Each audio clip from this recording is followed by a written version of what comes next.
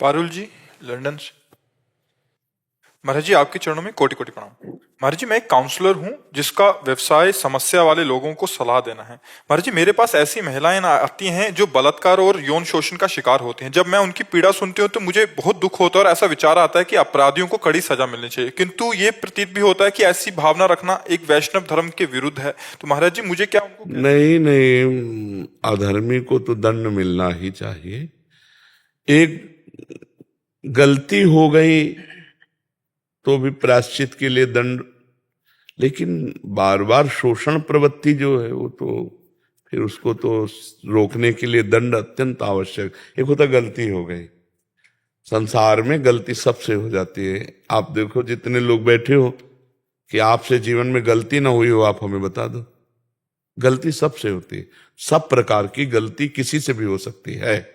शोषण बात अलग है, गलती बात अलग है।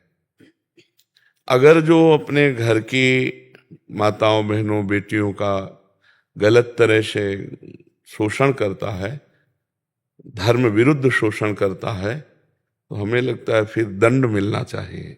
इसको सोचने के लिए वैष्णव धर्म का या भागवतिक धर्म का इसमें कोई आड़ नहीं है। देखो, भगवान से अर्जुन जी कह रहे हैं मैं भजन करूंगा, सन्यास लेकर भगवान कह रहे मार इन अधर्मियों को। तो स्वयं दंड देने का तो अधिकार अपने भारतवासियों को है नहीं, कानून और भगवान। तो हम भगवान से प्रार्थना करें कि उन माताओं बहनों की हृदय की जो वृत्ति है वो सुलझे, वो उसी दुख में न डूबी रहें और कभी किसी के साथ ऐसा ना हो। भगवान सबको सद्बुद्धि दे, ऐसी हम प्रार्थना करें। हम तो दंड नहीं दे सकते, अगर आप दंड दोगे तो आप अपराधी हो जाओगे। अगर कोई भी दंड देगा तो कानून के द्वारा अपराधी माना जाएगा। तो हमें लगता है कानून का और भगवान का ये दो ही आश्रय लेकर अपराधी के दंड की वृत्ति होनी चाहिए। क्योंकि अपने को रोज ऐसी घटनाएं सुनने को मिलती हैं कि घर वाले ही मतलब बहुत गंदा व्यवहार करते हैं। कोई ना कोई घटना जैसे हमारे जीवन में घट जाती है तो हम उसको उबरने के लिए विवेक का प्रयोग करें, उसी में डूबे रहें, ऐसा ठीक नहीं। हाँ, उसका होता है प्रभाव, घटना अपना प्रभाव दिखाती है, लेकिन हम अगला कदम ऐसा बढ़ावें कि हम प्रसन्न रहें, हम सुखी हो जाएं, हम सुरक्षित हो जाएं, हम उसी घटना में ना फंसे रहें। तो हमें लगता है अपराधी को दंड मिलना ही चाहिए, क्योंकि अपराधी को जब दंड मिलेगा तो उसके दंड का मार्जन होगा, दंड द्वारा मार्जन होगा और वो आगे अपराध नहीं करेगा। और अगर छूट मिलती रही तो उसको अपराध करने की प्रवृत्ति।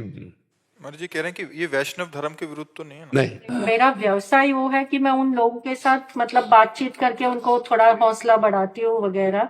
नहीं, बहुत सुंदर है।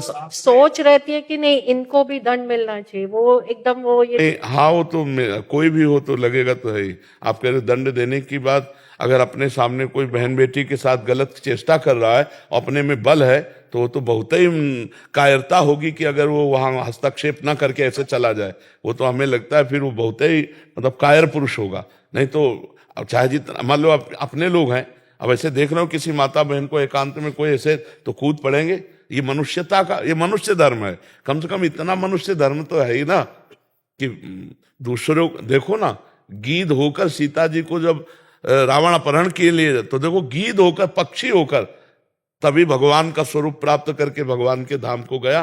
तो ऐसा नहीं कोई किसी को सता रहा हो तो उस सताने वाले को दंड देने के लिए अगर हम में सामर्थ्य नहीं है तो सलाह तो दे सकते हैं, उसको दंड मिलना चाहिए। क्योंकि ऐसी प्रवृत्तियां प्रायः बढ़ती चली जा रही कलिकाल कि अपने घर के बच्चों, घर के ही जनों के साथ शोषण वृत्ति की जाती है। वो किससे कहे, वो अंदर अंदर घुटते रहते हैं। बच्चे हैं, बच्चियां हैं, बहुएं हैं, अंदर अंदर घुटते रहते हैं। जो तुम्हारे द्वारा रक्षणीय है वो शोषण वृत्ति तुम कर रहे हो, तो फिर मतलब कैसे, फिर तो दंड मिलना ही चाहिए, पक्का मिलना चाहिए। ऐसे पिता को, ऐसे भाई को, ऐसे रिश्तेदार नातेदार को जो अपने रिश्ते नाते के बहाने स्त्रियों के साथ गलत भावना रखता है, उसको तो दंड मिलना ही चाहिए, तभी सुधार होगा।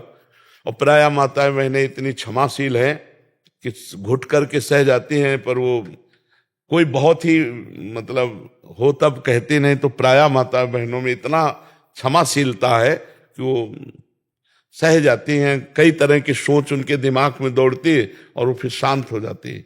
नहीं तो दंड मिलना चाहिए, दंड मिलना चाहिए, क्योंकि दंड से उनकी पवित्रता होगी और उनको होश आएगा ना कि हम गलत कर रहे हैं। नहीं, बहुत ऐसे बच्चे मिल रहे हैं अब जो मतलब पूज्य, उनके पूज्य संबंधी जन ऐसा कर रहे हैं अपने पास। तो मतलब जैसे आते हैं ना पूज्य प्रियजन, जैसे पिता है, जैसे मामा है, जैसे ताऊ है, ये मतलब शोषण घर में। तब लगता है कि हो क्या रहा है, कलिकाल में हो क्या रहा है।